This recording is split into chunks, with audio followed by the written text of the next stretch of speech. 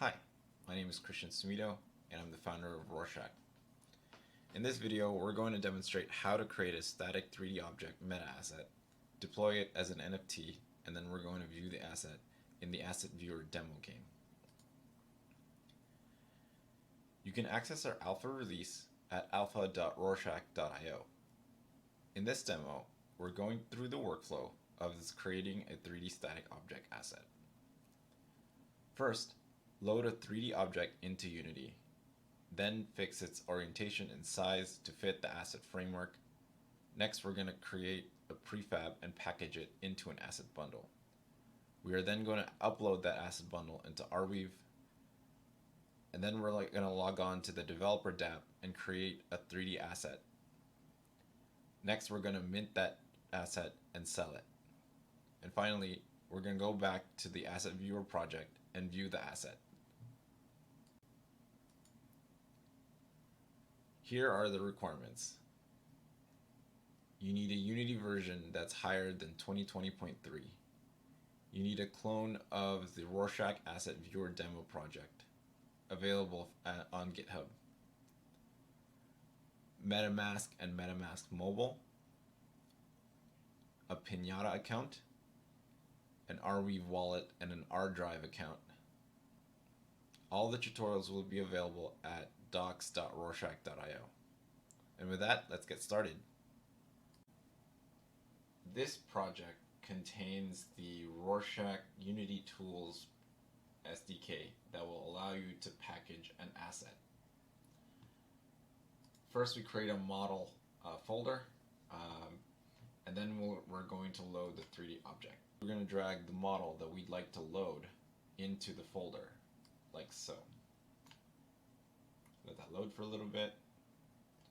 Okay, now that we have our model, we can check out the model to make sure that it contains everything, and then we're just going to drag that onto the scene. Make sure that the position is at 0, 0, 0. Scroll out a little bit. Alright, that looks great. Next, we're going to check the orientation and the size and scale of the model. For orientation, we want the front of the asset to be pointing in the Z direction.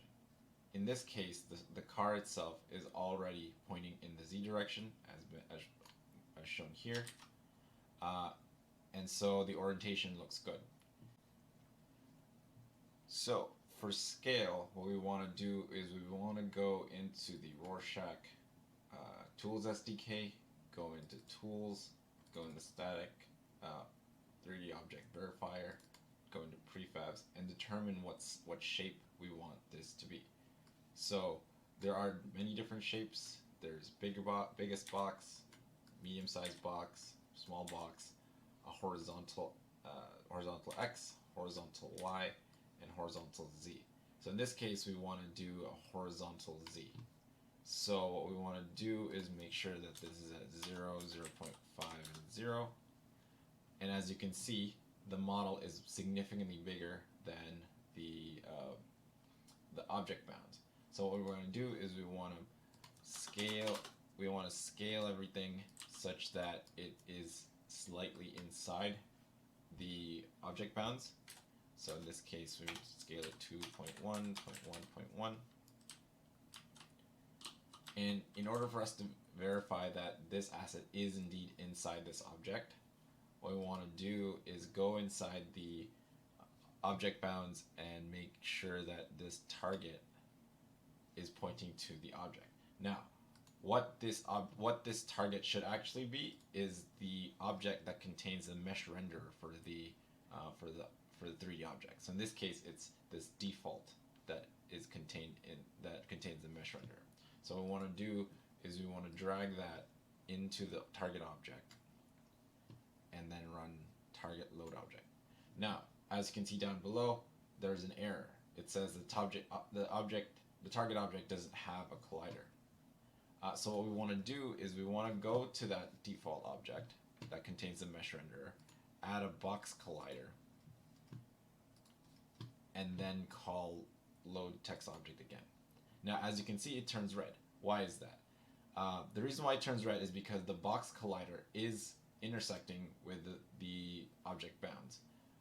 The way that the framework works is that the game developers expects that everything that is uploaded as an asset should exist within one of these object bounds. So the game developer will plop in these default objects in the space, and they expect the asset that it will get replaced with is slightly smaller or fits inside that box. So in this case, all we need to do is move this object up to make sure that it fits inside the box and make sure it doesn't collide, and the box collider will turn white. Now that we've scaled and oriented the object, now we're going to create a prefab that we're going to bundle. So first we want to clear the target object in the object bounds, and next we're going to create a new empty object. Let's call it FRS. Then we're going to drag out, make sure that this is at 0, 0, 0 before you do everything, or you do anything. And then we're going to grab our initial object and move it all the way inside FRS. Okay? And here, now we're going to drag that into our main assets and create a prefab.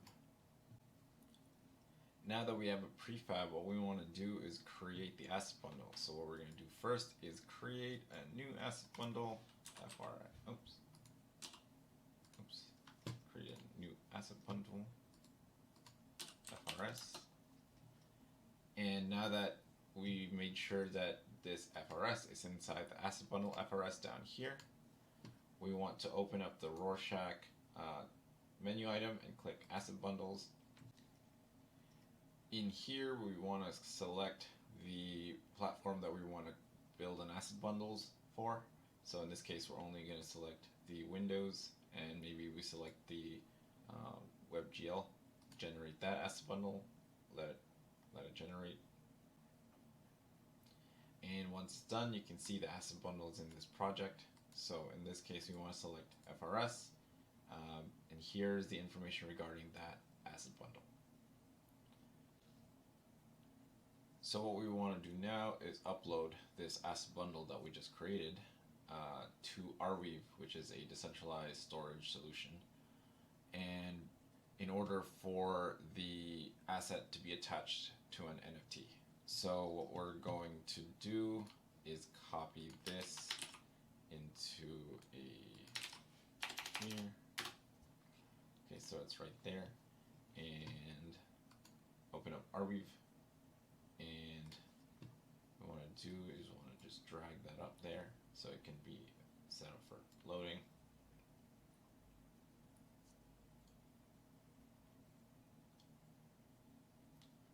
Okay. Now, here are the information that we need. We need this data transaction ID. In the meantime, we are going to use this FRS asset bundle that had pre-uploaded. And in order for us to create a new asset, we're going to go to alpha.rawrshak.io and log on to our developer wallet.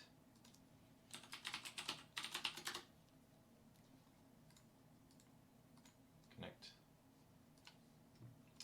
And we want to switch to developer mode, go to store, open up this new smart contract that I created, create a new asset. So here we need a Pinata key and Pinata API secret. So in this case, we're just going to copy over something that I've pre-prepared. Create a name, FRS model, FRS model demo. Create a tag, FRS car max supply, let's say 10,000, keep that royalty rate, let's say 1%, and we're going to change the asset type to 3D static object. Keep it as trophy, create a new asset file, And then what we're going to do is go back to the asset package and copy this asset name right here. Copy that. Paste it here.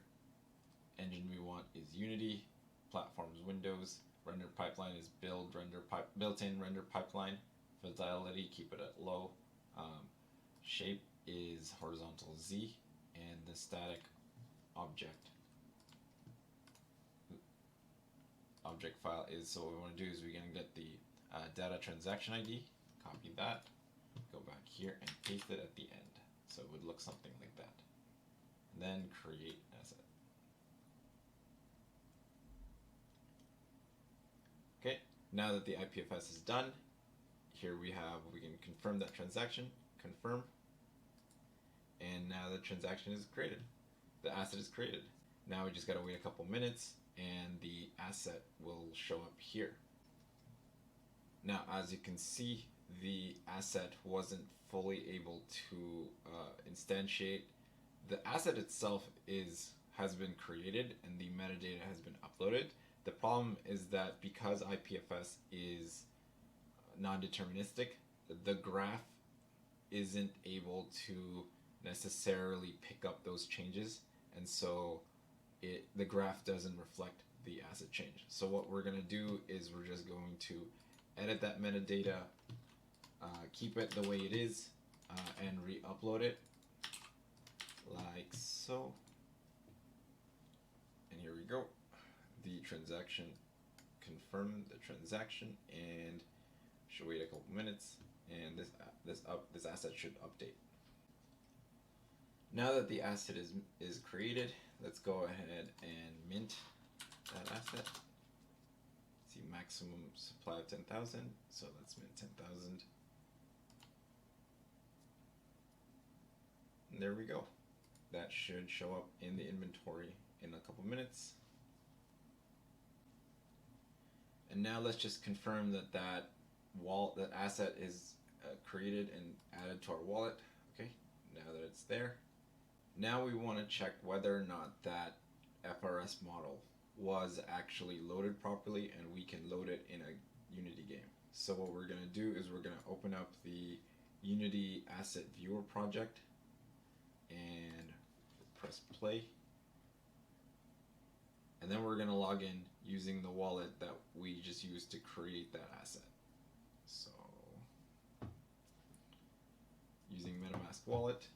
So now it's loading all the assets in that wallet. And there we go.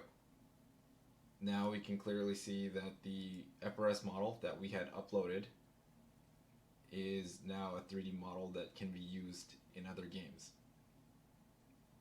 For more information, please check out our website at Rawrshak.io, documentations and tutorials at docs.rawrshak.io. Please follow us at Twitter, and please join our Discord community.